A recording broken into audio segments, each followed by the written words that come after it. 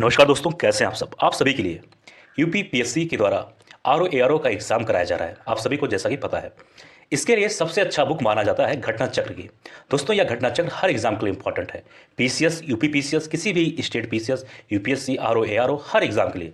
तो दोस्तों, हमारा एक छोटा सा कोशिश है कि आरओ एआरओ एग्जाम के लिए आप सभी के लिए घटना चक्र का इंपॉर्टेंट से इंपॉर्टेंट क्वेश्चन लाया जाए। तो दोस्तों, इसी सिलसिले में ये छोटा सा सीरीज आप सभी के लिए। दोस्तों, इस वीडियो को जरूर अपने दोस्तों के साथ शेयर करना और खुद भी इसका लाभ उठाना। जय हिंद। स्वागत है आप सभी का नालंदा यूनिवर्स 77 पर। कैसे हैं आप सब। आज मैं बात करने वाला हूं भूगोल के बारे में, ज्योग्राफी के बारे में दोस्तों। और जैसा कि आप सभी को पता है कि इस वक्त यूपी पीएससी आरओ एआरओ का प्रैक्टिस सेट चल रहा है और ये घटना चक्र का बुक है, आप सभी को पता है, जो कि बहुत इंपॉर्टेंट होता है हर एग्जाम के लिए।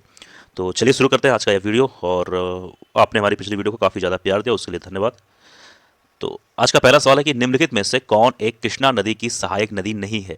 यहाँ पूछा गया है नहीं, तो ऐसे सवालों पे आपको ध्यान देना रहता है कि नहीं कहाँ पूछा गया है, क्योंकि ज़्यादातर बच्चे उसी के अनुसार सवाल कर देते हैं। तो यहाँ पूछा गया निम्नलिखित में से कौन एक कृष्णा नदी की सहायक नदी नहीं है।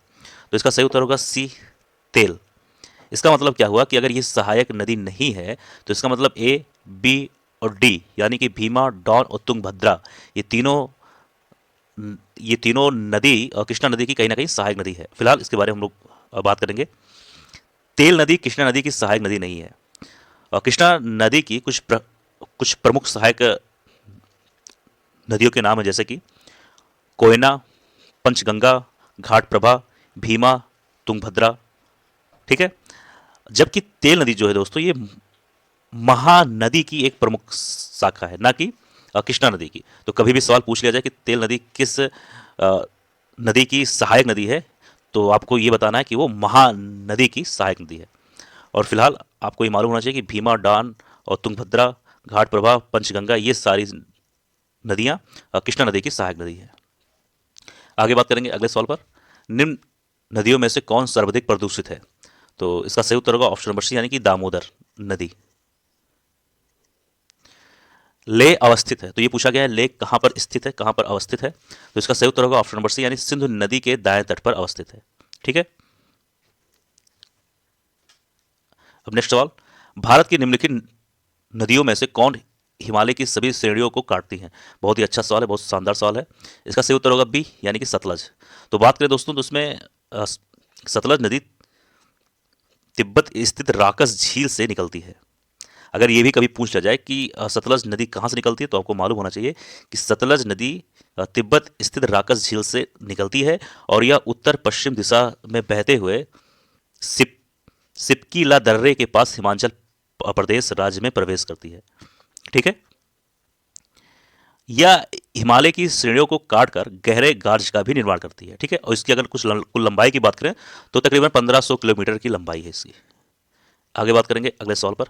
यहाँ पर है कि भारत की किस नदी पर विश्व का सबसे ऊंचा पुल बनाया जा रहा है। तो इसका सही उत्तर होगा ऑप्शन नंबर ए, यानी कि चिनाब नदी पर। ठीक है। आगे बात करेंगे अगले सवाल पर। इसमें है कि बेतवा नदी मिलती है, तो इसका सही उत्तर होगा ऑप्शन नंबर बी, यानी कि यमुना नदी से। ठीक है।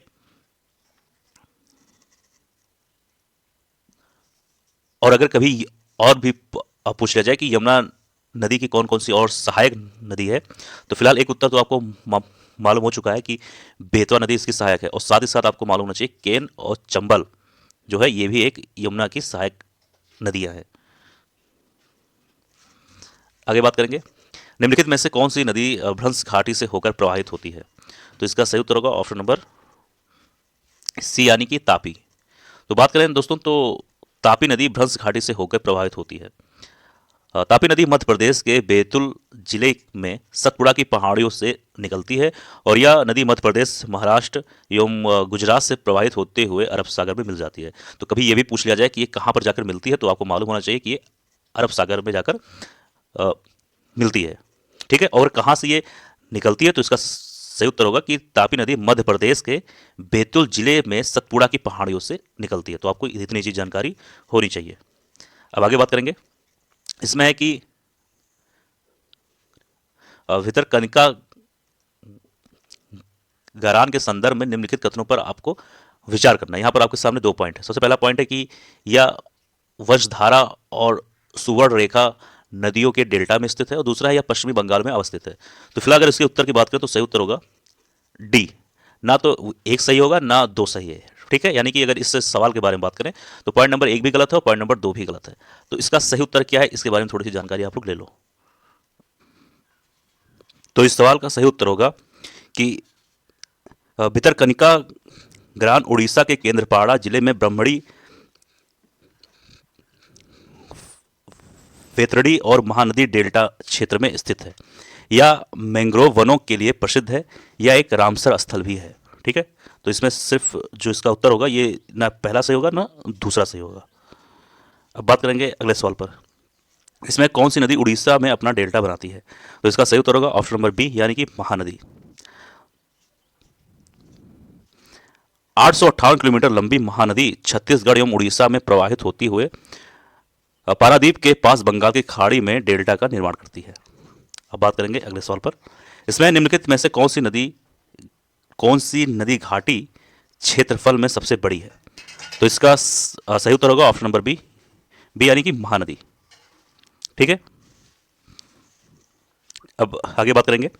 निम्न नदियों में से कौन अपने मार्ग में परिवर्तन करने के लिए खुयात है? यानी कि कौन सी नदी अपने मार्ग में परिवर्तन करने के लिए जानी जाती है? तो इसका सही उत्तर होगा ऑप्शन नंबर बी यानी कि कोशी नदी। कोशी नदी अपने मार्ग परिवर्तन तथा आकस्मिक बाढ़ के लिए प्रसिद्ध है। यही कारण है कि इसे बिहार का शोक भी कहा जाता है। अब नेक्स्ट सवाल पे बात करेंगे। निम्नलिखित में से कौन सी नदी उत्तर प्रदेश राज्य से प्रवाहित नहीं होती है? तो इसका सही उत्तर होगा ऑप्शन नंबर सी यानी कि गंडक नदी। गंडक नदी उत्तर प्रदेश राज्य से प्रवाहित नहीं होती है। तो इसका मतलब सोन नदी और हिडन नदी और शारदा नदी, ये तीनों नदी उत्तर प्रदेश राज्य से प्रवाहित होती हैं। गंडक नदी उत्तर प्रदेश राज्य से प्रवाहित नहीं होती है। यह नदी नेपाल से निकलकर बिहार में प्रवेश करती है तथा सोन और पटना के निकट गंगा से मिल जाती है, ठीक है। अब आगे बात करेंगे। इसमें कहा गया है कि मुंबई की मीठी नदी निम्नलिखित में से किस झील से निकलती है? इसका सही उत्तर होगा ऑप्शन नंबर बी यानी विहार झील से। अब नेक्स्ट सवाल पे बात करेंगे।